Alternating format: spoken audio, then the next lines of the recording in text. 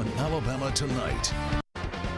Right now, who is the better athlete on the field? A.J. McCarron, Johnny Football, or Jadeveon Clowney? Hear who one college football analyst thinks stands out and why they may never win a Heisman. Plus, he's out for the opener. We get the status on Auburn's Dee Ford and the best of the best. Regents Field is named the 2013 Ballpark of the Year. We give you a tour inside to show you why. That and more right now on Alabama Tonight. From Alabama's 13, this is Alabama Tonight. Well, hello and welcome to the Tuesday edition of Alabama Tonight. I'm Kyle Berger. Don Haas is on assignment covering the Crimson Tide. We've entered single digits in the countdown to college football. We're now 9 days away from the kickoff next Thursday night. South Carolina, Ole Miss, and Vanderbilt all get things started. Well, after a full 72 hours of rest, Nick Saban and the Tide were back to work this afternoon. It's the Tide's first practice after Saturday's scrimmage. The big story for the Tide this week, Geno Smith. He was arrested early Sunday morning on a DUI charge. Just moments ago, Nick Saban announced that Smith will be suspended for the season opener against Virginia Tech. Don Haas has more in our BamaChannel.com update. Well, after enjoying a couple of days off following the final scrimmage of this fall camp, Alabama got back on the practice field today, starting to zero in on the season opener against Virginia Tech. Hard to believe it is now less than 2 weeks away. The Tide working out in full pads for 2 hours here at the Capstone, working on fixing some of the mistakes from last weekend's scrimmage. Wide receiver Amari Cooper looked to be back at full strength as he lost the black non-contact jersey he had on last week while he was nursing that strained foot. Quarterback Geno Smith also out there today. However, he was not working with the first or second team guys following Sunday's arrest on a DUI charge here in Tuscaloosa. Comments from head coach Nick Saban just a short time ago after practice.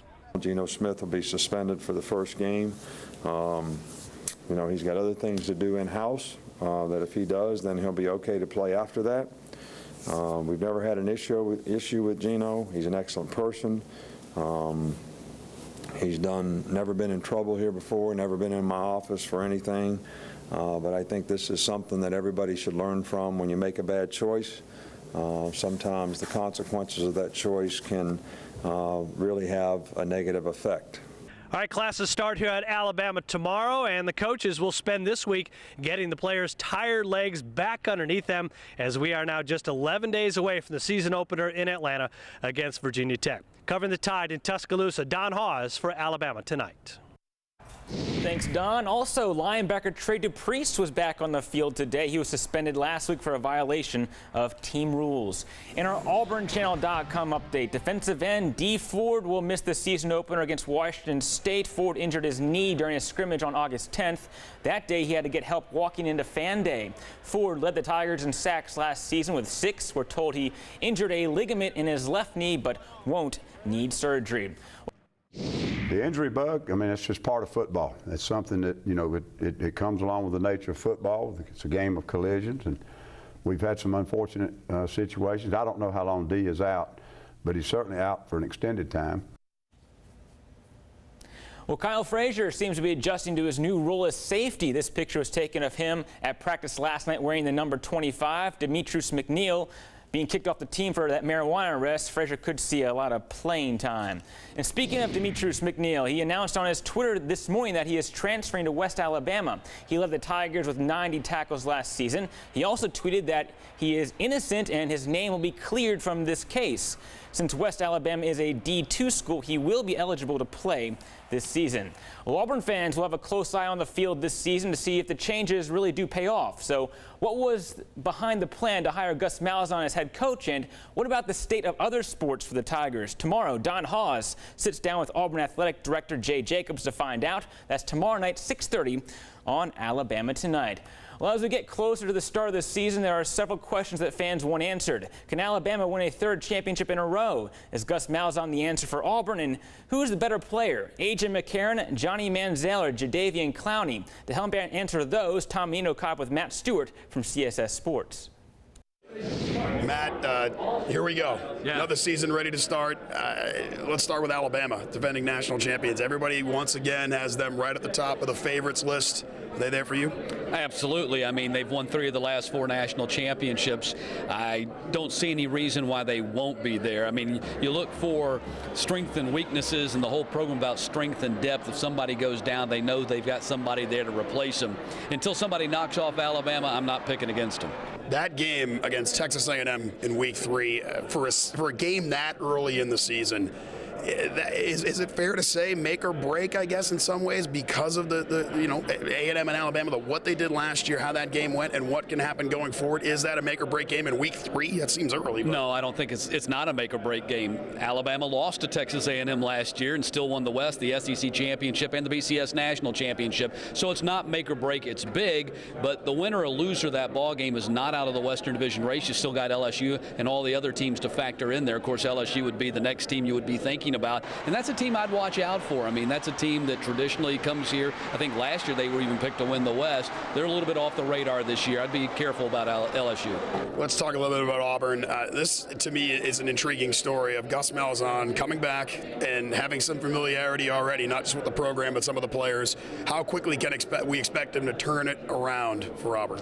I don't know. I'm looking at their schedule. I'm thinking 2, maybe 3 SEC wins. That'll get them to a bowl game because I think they'll go undefeated in their non-conference schedule. In that regard, it's going to be considered a success after going 0-8 in the conference last year, and to me, just being the biggest disappointment in the league just 2 years removed from the national championship. I think Gus Malzahn has them going in the right direction. I think their recruiting class was tremendous, and a lot of those guys like Lawson are going to step in there right away and play and contribute, especially on the defensive side of the ball. But I don't think they're a team that's going to factor into the race. Their team will get to a bowl game. Get you out of here on this. There are 3 clear-cut superstars, I think, to start the year, and 2 of them at the quarterback position, A.J. McCarron, Johnny Manziel, and then Jadeveon Clowney, who I would put in the same breath as those guys. If you had to pick one for the upcoming season for your team, which one would it be? I'm a general manager. That's right. Okay, I'm taking Jadeveon Clowney. I think he's a difference maker. I mean, you stand next to that guy. The first time I stood next to him and actually interviewed him, he looks like he's been put together in a laboratory or something. He's a freak of nature, and we were talking earlier when he was here yesterday about how fast he's run the 40 time. I think it'd be great to see him go on the same field with Johnny Manziel and see what kind of thing Manziel can do. I think Clowney is certainly the best player in college football. That doesn't mean he's going to win the Heisman. The Heisman's a different kind of award. It's a political kind of award. Generally goes to running backs and quarterbacks, but I think Clowney's the best player in college football. Matt, thanks so much for taking the time. Enjoy the season this year. Absolutely. Thanks a lot. Well, there it is. Do you agree with Matt Stewart? Is Jadeveon Clowney better than A.J. McCarron or Johnny Football? Find us on Facebook or Twitter by searching Alabama Tonight. Tell us what you think. We may have some of your comments at the end of the show. Still ahead, a new leader for the team. UAB names a starting quarterback. Why Coach Garrick McGee says the quarterback races reminds him of 2 players that he coached in the SEC. Plus, a big honor for Regents Field. We take you on an exclusive tour to see why it was named the 2013 Ballpark of the Year. You're watching Alabama Tonight. Today's top story on BamaChannel.com is sponsored by Alpha Insurance. Story on AuburnChannel.com is sponsored by Alpha Insurance. And welcome back to Alabama Tonight. Auburn's not the only school that named a starting quarterback over the weekend. On the south side, UAB head coach Garrick McGee announced it'll be sophomore Austin Brown leading the Blazers into next Saturday's opener at Troy. However, McGee said both Brown and Jonathan Perry could play at any point in the game, comparing it to having Ryan Mallett and Tyler Wilson when he was the offensive coordinator at Arkansas. After this morning's practice, the second-year head coach says he feels the Blazers have 2 quarterbacks capable of winning ball games. We're fortunate here to have, 2 really good players. I've been fortunate in my career to have, those 2 guys, Mallett and Tyler Wilson, and that gives the team a comfort zone because we know if something were to happen to one of them, that we have another guy that's just as good. So it gives the team a sense of confidence and comfort knowing that we got 2 guys that we can win with. The Senior Bowl announced its watch list for the 2014 game. 400 players made the initial list, including Mobile natives Alabama's C.J. Mosley, A.J. McCarron, and Auburn's Jay Prosh. The Tide led all schools with 10 players named. Auburn had 6. Also on the list, Samford running back Fabian Truss, the 5'9", 190-pound Truss ran for 1,063 yards and 11 touchdowns last year. Truss also had a kickoff return for a touchdown. Samford opens the season next Friday, August 30th at Georgia State. It's a big first year for Birmingham's newest attraction at Regents Field. The home of the Birmingham Barons has been named the 2013 Ballpark of the Year. The award is given out by baseballpark.com. The inaugural season for Regents Field is drawing tens of thousands of baseball fans out to watch the Barons play. I took a tour of the stadium to see what all it has to offer for sports fans. We're here with Media Relations Director for the Birmingham Barons, Nick Dubrow, and we're going to get a tour of the state-of-the-art Regents Field 8,500-seat facility. Where we're standing right now is actually where you'd come walking in off our 3rd Avenue entrance. So for fans coming from over at UAB or parking over kind of, I guess, south of the ballpark, this is sort of the first thing that they see when they walk into the park. So you have the downtown skyline. You get to see, really the whole stadium sort of open up in front of you. 360-degree concourse is something that makes it special as well. Very much so. It's sort of a unique thing. Certainly some ballparks and a lot of new ones have incorporated that. Barons fans won't really be used to that. At the Met, you can only really work your way from first base to third base and go back around again. At Regents Field, you're able to move all the way throughout the ballpark. So we're able to come in here off 3rd Avenue. You can walk all the way to home plate and walk all the way around the scoreboard and back to this exact spot without having to turn around or miss anything. Obviously, we have these trees and the plants all around, and it kind of feels like you're in a park. It's sort of an extension of Railroad Park. Yeah. Well, also in center field, there's another field, a wiffle ball field for kids. 12 and under, though. That's right. Not quite as large as the field you'd see out there where the big leaguers play, but this is our mini wiffle ball field in the youth sports zone, also sponsored by Drash. This is an area where kids can come, take their swings, and it's a mini field. That's exactly what it is. So kids 12 and under, get to feel like they're actually playing on a real diamond. And now the batting cages are for not only the players, but fans can use them too. That's right. And where we're at right now is actually the field level entrance where the players would normally come in. They're coming from the dugouts out by the field, and they'll just walk in here. So we'll show you how the players enter the batting cage. So this is how the players would enter. As you mentioned, fans can also access this during games. For just a $1 or $2, they get like 10 swings. One of my favorite parts when coming to games is watching the kids hang out in the foul territory in this grassy section, chasing down the foul balls. It's another great section where really you can just kind of let your kids run and play loose. Again, sort of a unique thing to Regents Field. You'll see luxury suites a lot. That's sort of the new age of sports. That's the new age in minor league baseball as well. And Birmingham is fortunate enough to have sort of a corporate community that's able to sustain the 23 luxury suites that we do have. So that's what you see over here, the Glasson area along the first base side. There's 2 levels with 23 suites. Many groups and companies have rented those out. There are actually 2 that are rentable on a nightly basis. The rest are sold out for 5 years.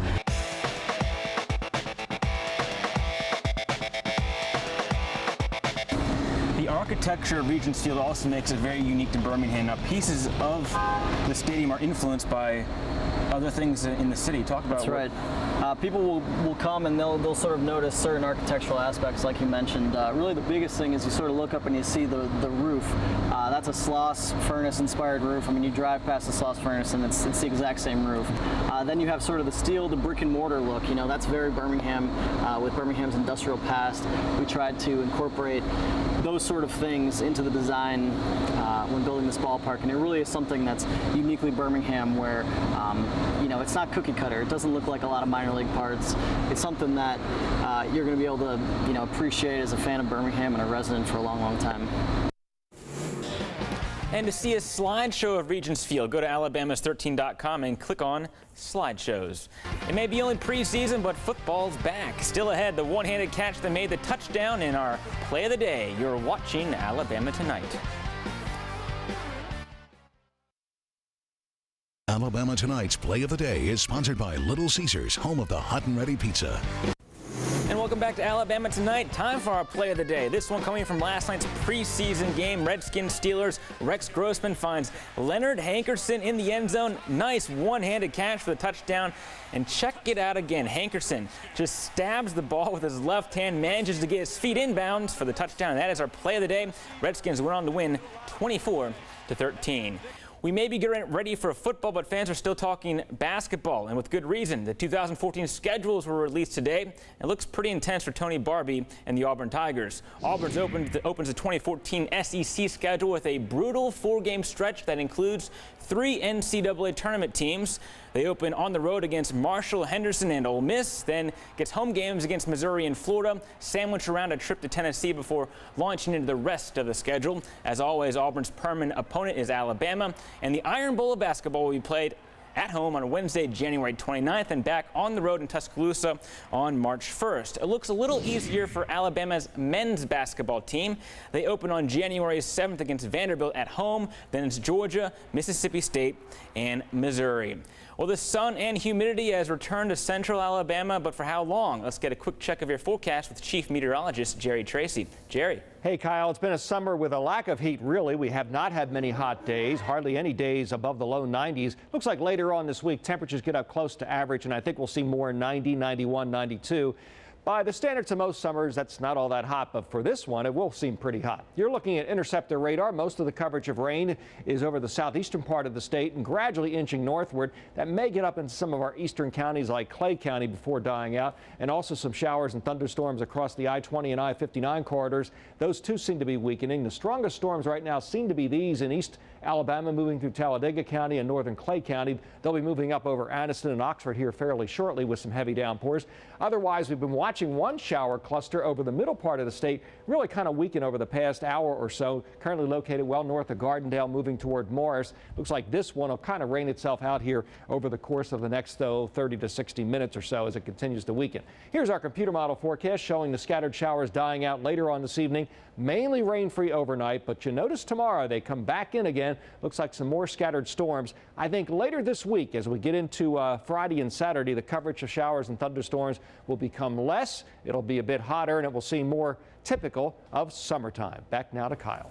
Thanks, Jerry. Our countdown to college football now stands at 9 days as we go to break. 1982, the play, as they call it. Cal runs over Stanford's band on maybe the wildest finish in college football history. Here's your football fix. Harmon will probably try to squib it, and he does. Ball comes loose, and the Bears have to get out of bounds. Rogers along the sideline, another one. They're still in deep trouble at midfield. They tried to do a couple of... The ball is still loose as they get it to Rogers. They give it back now to the 30. They're down to the 20. Oh, the band is out on the field. He's going to go into the end zone. He's got it. The Bears! The Bears have won! The Bears have won! Oh, my God! The most amazing, sensational, dramatic, heart-rending, exciting, thrilling finish in the history of college football.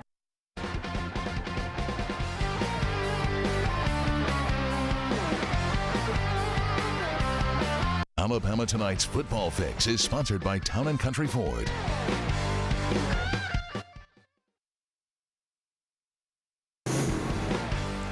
And earlier we asked you, who is the better athlete on the field, A.J. McCarron, Johnny Manziel, or Jadeveon Clowney? Here's what you're saying on social media. Robert Marks posted, Johnny Cash Manziel. I see what he did there. This from Stephen Smiley. If he stays sober, Manziel, and Isabel McInerney wrote, Jadeveon Clowney, and next, A.J. McCarron, RTR. My pick, I'm going Clowney. Well, be sure to join the conversation with us. Just search Alabama Tonight on Facebook and Twitter. Well, that's going to do it for us tonight. Tomorrow, we talk with Auburn Athletic Director Jay Jacobs. Auburn fans have a close eye on the field this season to see if the changes really do pay off. So what was behind the plan to hire Gus Malzahn as head coach? And what about the state of other sports for the Tigers? Tomorrow, Don Haas sits down with Jacobs to find out. That's tomorrow night, 6:30 on Alabama Tonight. Have a good night.